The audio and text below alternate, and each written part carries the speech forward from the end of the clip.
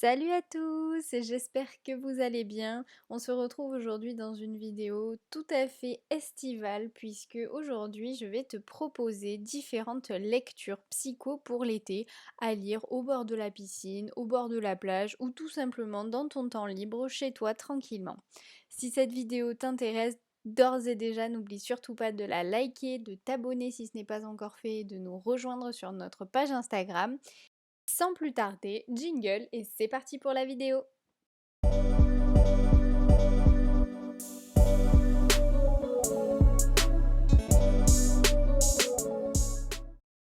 Pour cette vidéo, je te propose deux grandes catégories de livres.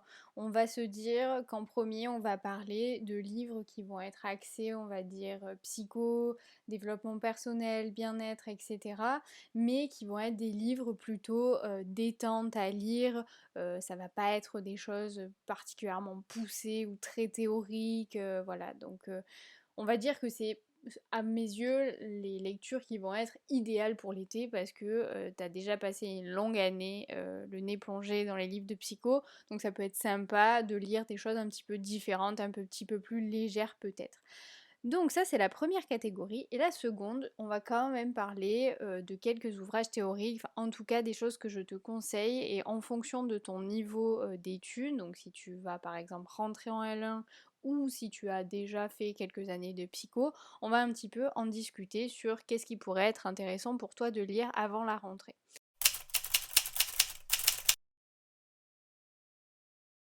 Pour commencer, je te propose l'ouvrage Le corps n'oublie rien de Bessel van der Kolk. Alors désolée si je prononce très mal son nom.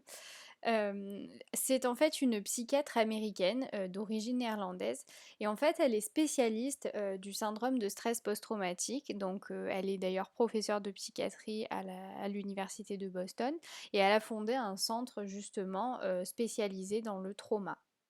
Alors si la visée de ce livre est quand même relativement scientifique, il me semble néanmoins que la façon dont elle écrit est relativement accessible à des personnes comme vous et moi qui ne sommes pas des grands spécialistes voilà, du psychotraumatisme.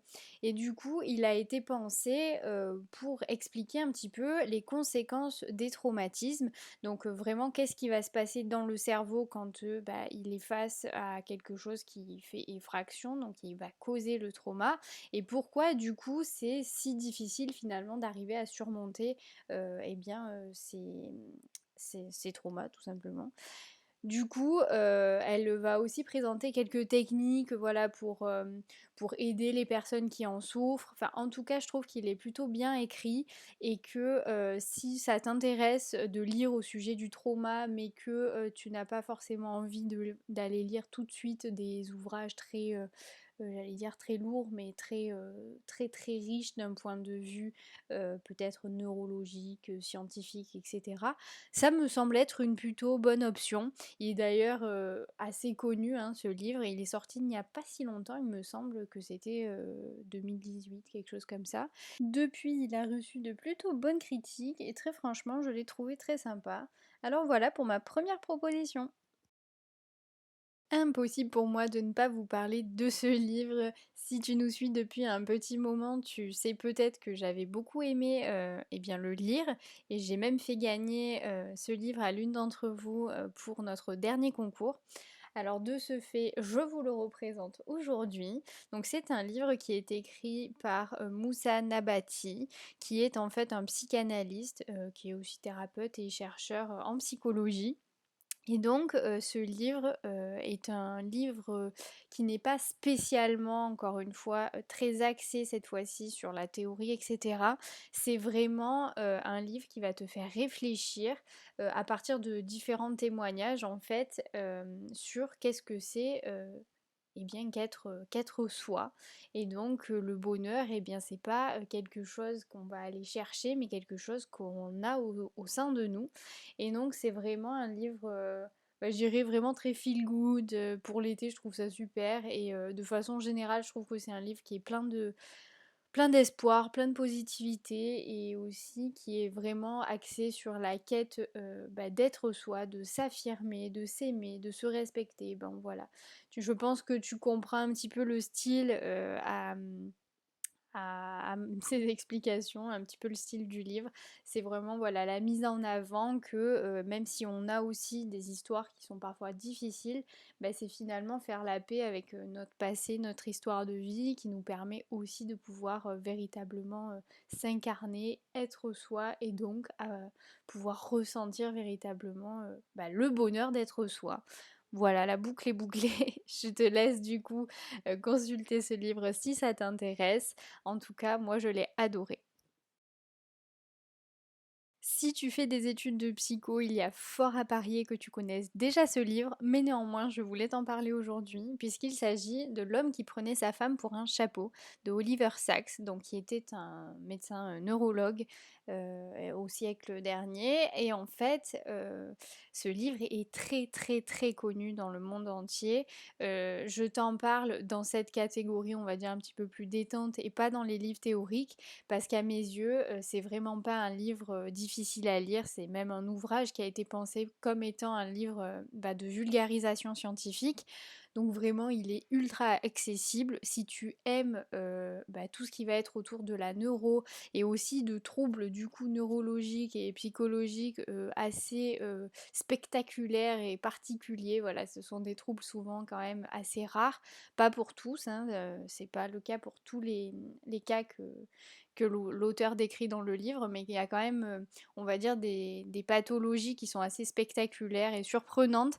Donc franchement, c'est super sympa, c'est plein de cas différents. De plusieurs patients qui ont, voilà, comme je te disais, des troubles particuliers.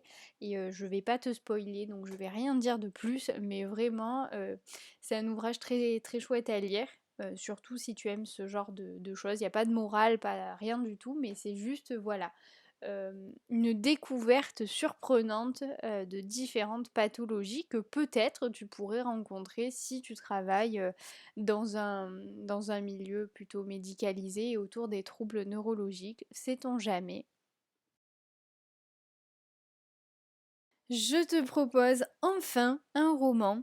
Et oui, pendant que j'enregistre cette vidéo, je me dis que j'aurais pu peut-être te proposer plus de romans, mais c'est pas grave. On va dire que là, pour le coup, c'est vraiment l'ouvrage typique qu'on pourrait lire vraiment au bord de la piscine, littéralement. Alors du coup, c'est clairement un de mes livres préférés de tous les temps. Il s'agit, du livre de Laurent Gounel, Le jour où j'ai appris à vivre. Alors il faut savoir que, il a plusieurs livres qui sont très chouettes dans le même type, mais alors celui-là, c'est vraiment mon top, top, top. S'il y en a un seul que je devrais te conseiller, pour l'été, ce serait celui-là.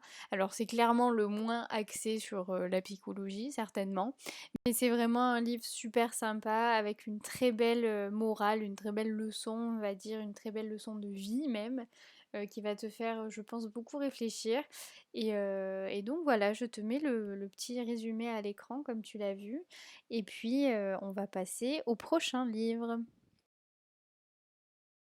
Le dernier livre de ma petite sélection est certainement l'un des incontournables du développement personnel, puisqu'il s'agit des 4 accords Toltec de Don Miguel Ruiz. Donc ce livre est un petit peu à part en termes de catégorie de ce que j'ai pu te présenter jusqu'à maintenant, puisque on va dire qu'il est à mi-chemin entre développement personnel, philosophie et même spiritualité, puisque dans ce livre, eh bien, on parle surtout de, on va dire, principes de vie, principes ancestraux, et bien de la civilisation toltèque, hein, qui était un peuple mexicain. Et donc, l'auteur du livre est un descendant, justement, donc chaman, on va dire, de, eh bien, de cette civilisation. Et donc, il transmet de façon, je trouve, très belle, des concepts, on va dire, de vie, pour justement se sentir libre, se sentir soi. Et en fait, tout ça appliqué à l'âge moderne dans lequel on vit, vis-à-vis de notre société, de ce qu'elle nous impose, entre guillemets, et de façon consciente et de façon inconsciente. Et voilà, je voulais terminer sur ce livre parce que c'est un tout, tout, tout petit livre. Il fait je sais pas, peut-être une centaine de pages, mais il est tout petit, il est très facile à lire et je l'ai trouvé très très chouette. Pareil, comme pour le précédent, il va te faire beaucoup réfléchir, je pense, sur ta vie actuelle. Et à l'arrière du livre, il y a un truc que j'aime beaucoup, c'est qu'il y a écrit, à chaque fois que vous le lisez, ce n'est pas le livre qui a changé, mais vous. Et alors si ça peut faire très phrase accrocheuse qui n'a pas trop de sens, en fait je trouve que ça en a tout à fait parce que ça fait partie de ces livres, alors je sais pas, ou de ces films peut-être, que quand tu les lis la première fois, t'es un peu sous le choc, et parce que ça te fait beaucoup réfléchir, et si tu le relis, ou que tu relis des passages, bah c'est vrai que tu vas les lire d'une façon complètement différente. En tout cas, c'est vraiment ce qui s'est passé pour moi, et c'est aussi un de mes livres préférés, toutes catégories confondues, on va dire. Donc voilà, je tenais absolument à le citer parce que c'est quand même un livre très connu en plus de ça et que je trouve très sympa à lire pour l'été, ça passe très bien. Parlons à présent de théorie et de comment tu pourrais cet été un petit peu renforcer tes connaissances, approfondir tes connaissances ou simplement te préparer à la rentrée de ta prochaine année, peu importe que tu sois en L1, L2, L3, etc. Mon premier conseil, si tu n'as pas encore commencé tes études de psycho, mais que ce sera le cas à la rentrée ou que tu envisages de le faire prochainement et que tu as envie de simplement débuter, on va dire, à avoir des connaissances dans le domaine, ou encore qu'il y a une spécialité de la psycho ou un champ de la psycho que tu as l'impression de vraiment pas bien maîtriser et que tu as envie de reprendre les bases, etc. Mon premier conseil, ça va être de lire des livres, on va dire, qui sont pensés comme étant des introductions en la matière. Tu as par exemple les éditions Duno qui font ça pour les différentes spécialités de la psychologie. Je trouve que ces livres, ils sont plutôt bien faits. Alors ils sont quand même assez onéreux, donc si tu peux par exemple les emprunter dans une bibliothèque ou quoi, c'est toujours mieux, surtout que c'est vraiment pour t'introduire à la chose. Donc du coup, tu vas avoir ceux-là qui sont très bien. Tu vas aussi avoir la collection 128 d'Armand Collin, comme tu peux voir le tout dernier livre en bas à droite, qui est vraiment pas mal. Alors ceux-là, ils sont tout petits, ils sont pas très chers, et tu en as pareil pour différentes approches ou différentes thématiques vraiment précises de la psychologie. C'est personnellement ce qu'on m'avait conseillé quand j'ai débuté en psycho, et c'est vrai que j'ai trouvé ces livres plutôt pas mal. Encore une fois, bon, il faut que tu cherches un peu ce qui t'intéresse, mais pour moi, ce sont de bonnes options pour commencer. Du coup, un conseil qui va aussi un peu de pair avec le précédent, c'est de ne pas t'éparpiller. Je sais que la représentation qu'on peut avoir de la psychologie quand on n'y est pas encore véritablement dedans, ça va être de la psychologie entre guillemets de la vie quotidienne, et on va vouloir, enfin il y a beaucoup de livres en fait sur le marché qui vont parler de psychologie mais qui vont pas vraiment être ce que tu vas apprendre à la fac. Donc ne t'éparpille pas, essaie de rester, on va dire, dans une voie peut-être un petit peu scolaire, et donc de faire des recherches et de lire des livres qui vont uniquement être axés autour des spécialités de la psychologie qu'on va t'enseigner à la fac. Donc je te les mets à l'écran parce que c'est vrai que tu vas pouvoir trouver des trucs, par exemple sur, je sais pas moi, la psychologie positive, sur la criminologie. Évidemment que tu peux très bien lire ce type d'ouvrage, il n'y a pas de souci, mais c'est pas forcément des choses qui vont être majoritairement enseignées en licence. Tu vas pouvoir parfois en retrouver en option ou dans certaines facs vis-à-vis à certaines années, on va dire, d'apprendissage, mais en général, c'est clairement pas les choses qui sont le plus enseignées. Ça, c'est peut-être plutôt par la suite quand tu te spécialiseras. Du coup, moi, voilà, mon conseil principal, c'est de ne pas trop t'éparpiller et essayer de te focaliser sur ces spécialités les plus connues. Enfin, mon dernier conseil lecture de cette vidéo, c'est pour ceux qui souhaitent eh bien, approfondir leurs connaissances pour l'année d'après. Donc si tu as déjà des bases en psycho, mon conseil principal, vu que encore une fois, il y a une étendue, d'ouvrages absolument, monumentale, et je sais que ça peut être très difficile de se demander quoi lire, je te conseille de regarder le programme, de l'année prochaine, de tes cours. Donc à savoir, au moins des spécialités qui t'intéressent. Donc je sais pas moi, si tu es très axé sur la psychologie clinique ou sur, la neuropsychologie ou peu importe. de regarder, pourquoi pas échanger avec, des étudiants de l'année, supérieure qui viennent d'avoir, du coup, fait ces cours-là et de demander un petit peu quels sont les ouvrages recommandés par les profs. Parfois, il y en a même qui le disent dans leurs cours, donc peut-être si tu arrives à te procurer les cours, en avance, tu vas pouvoir voir un petit peu les bibliographies et cetera et donc tu peux un petit peu j'allais dire anticiper, mais en tout cas avoir un premier regard sur des ouvrages que peut-être tu as déjà lus, peut-être tu as jamais lus et ça te permet de ne pas lire, entre guillemets «pour rien», même si on lit jamais pour rien, mais en tout cas de trop t'éparpiller aussi et de pouvoir, eh bien, aborder ton année prochaine avec un petit peu plus de connaissances et tu auras déjà, lu sur le sujet. Donc quand tu entendras tes cours, ce sera forcément un petit peu plus facile à la compréhension. Puis en plus, rien ne t'empêche après de relire au moins des passages de l'ouvrage, si certains tu avais trouvé qu'il y avait des passages plus ou moins compliqués. Au moins, ça te permet de lire des choses qui vont t'être vraiment utiles et qui vont te permettre de mieux avancer l'année prochaine. Et pourquoi pas, du coup, te laisser plus de temps pour lire des ouvrages peut-être plus compliqués et plus poussés par la suite. Voilà, je vais maintenant terminer cette vidéo. J'espère qu'elle t'aura plu. Surtout, n'hésite pas à nous dire si tu as déjà lu certains des livres dont je t'ai parlé. N'hésite pas à nous faire un retour. Ou si toi-même, tu as des conseils, des recommandations de livres, surtout laisse-les en commentaire pour que nous-mêmes et tout le monde, on puisse en profiter.